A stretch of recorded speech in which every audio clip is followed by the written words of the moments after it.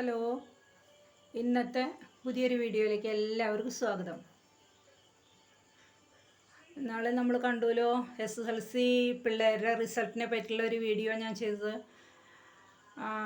ഇനിയിപ്പോൾ പ്ലസ് ടുവിൻ്റെ result വരികയായി. Plus ടുവിൻ്റെ റിസൾട്ട് വരികയായി എന്ന് പറഞ്ഞാൽ ചിലർക്ക് പറഞ്ഞ മാതിരി SSLC പിള്ളേരന്മാർ തന്നെ ചിലർക്ക് തോനെ മാർക്കുണ്ടാവും, ചിലർക്ക് കുറവ് മാർക്കാവും. പക്ഷേ കുറവ് മാർക്ക് കിട്ടിയ പിള്ളേരായാലും കൂടുതൽ മാർക്ക് കിട്ടിയ പിള്ളേരായാലും അവർ ഇതുവരെ രക്ഷിതാക്കളുടെ അടുത്ത് നിന്നിട്ടാവും പഠിച്ചിട്ടുണ്ടാവുക. ഇനി എന്താണെന്ന് വെച്ചാൽ അവർ ഹോസ്റ്റലിലൊക്കെ നിന്ന് പഠിക്കുന്ന സമയങ്ങളാണ്. അപ്പോൾ അവർ രക്ഷിതാക്കളിൽ നിന്ന് വിട്ട് നിന്നിട്ടാണ് പഠിക്കേണ്ടി വരിക അവർക്ക് കൂടുതലായിട്ടും. അപ്പോൾ എന്താണെന്ന് വെച്ചാൽ ഈ രക്ഷിതാക്കളിൽ നിന്ന് വിട്ടൊക്കെ നിന്നിട്ട് ഹോസ്റ്റലിലൊക്കെ പോയി നിന്ന് പഠിക്കാവുമ്പോൾ ആ സമയങ്ങളിലാണ് നമുക്ക് കൂടുതലായിട്ട് നമുക്ക് ഓരോരോ വിഷയങ്ങളിൽ നമ്മൾ പെട്ടുപോകണമെന്ന് പറഞ്ഞാൽ മദ്യം, സിഗരറ്റ്, മയക്കുമരുന്ന്, അങ്ങനെ എല്ലാത്തിലും കൂടുതൽ പിള്ളേരും ഈ ഒരു സമയങ്ങളിലാണ് പെട്ടുപോകണമെന്നാണ് എനിക്ക് തോന്നുന്നത്. അപ്പോൾ എന്താണെന്ന് വെച്ചാൽ നിങ്ങൾ എവിടെ ഹയർ സ്റ്റഡീസിന് പോയാലും നിങ്ങളുടെ ഭാവി സുരക്ഷിതമായിരിക്കാൻ നിങ്ങൾ ശ്രദ്ധിക്കുക.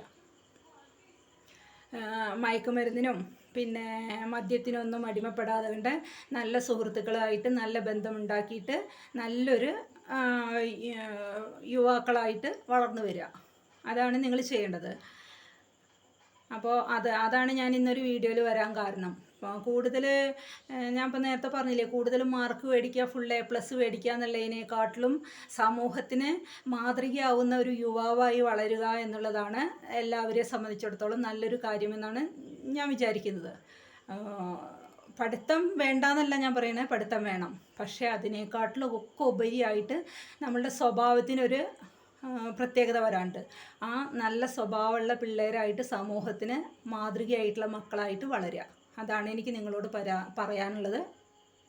അപ്പോൾ നിങ്ങൾ എവിടെ ഹോസ്റ്റലിൽ എവിടെ പോയി നിന്ന് പഠിക്കുകയാണെങ്കിലും നിങ്ങൾ നിങ്ങളുടെ രക്ഷിതാക്കളെ പറ്റി ചിന്തിക്കുക. അത്രയും കഷ്ടപ്പെട്ടിട്ടാണ് അവർ നിങ്ങളെ പഠിപ്പിക്കാൻ വിടുന്നതെന്ന് ചിന്തിക്കുക. ഇല്ലാത്ത കാശ് മുടക്കിയിട്ടാവും ചിലർ മിക്ക ആൾക്കാരും പഠിക്കാൻ വിടുന്നുണ്ടാവുക. അപ്പോൾ അത് നിങ്ങൾ നല്ല പോലെ ചിന്തിക്കുക. കണ്ട ചീത്ത പ്രവർത്തികളിലൊന്നും ചെന്ന് പെടാതെ കണ്ട് നിങ്ങളുടെ ഭാവി നിങ്ങൾ സുരക്ഷിതാക്കുക. ഓക്കെ.